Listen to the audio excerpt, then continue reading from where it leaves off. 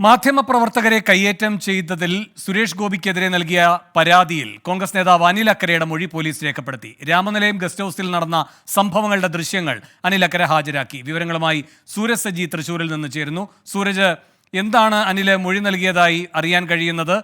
Police ഇപ്പോൾ ഈ സുരേഷ് ഗോപിയുടെ പരാതിയും പരിഗണിക്കുന്നുണ്ട്. അങ്ങനെ വരുമ്പോൾ ആർക്കെതിരെയാണ് പോലീസിന്റെ നീക്കമെന്ന് സൂചനകൾ ലഭിക്കുന്നുണ്ടോ?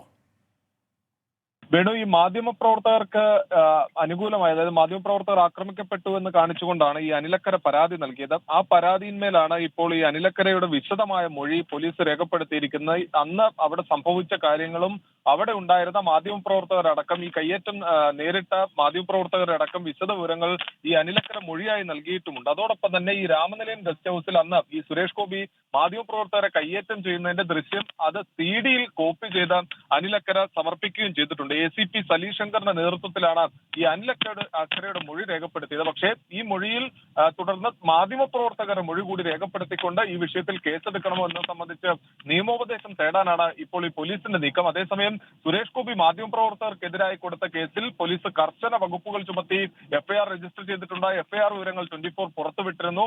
ജാമ്യമില്ലാ വകുപ്പുകൾ അടക്കം ചേർത്തുകൊണ്ടാണ് ഈ മാധ്യമപ്രവർത്തകർക്കെതിരെ ഇന്ന് പോലീസ് കേസെടുത്തിരിക്കുന്നത്. അതോടൊപ്പം തന്നെ KUWJ മാധ്യമപ്രവർത്തകരുടെ തൊഴിലാളി സംഘടനയായിട്ടുള്ള KUWJ ഈ വിഷയത്തിൽ ശക്തമായ പ്രതിഷേധവും രേഖപ്പെടുത്തുന്നുണ്ട്. വേണു, ശരി. സുരേഷ് ഗോപി മാധ്യമപ്രവർത്തകരെ കയ്യേറ്റം ചെയ്ത സംഭവത്തിൽ പരാതിക്കാരൻ അനിൽ അക്കരയുടെ മൊഴി പോലീസ് എടുത്തു.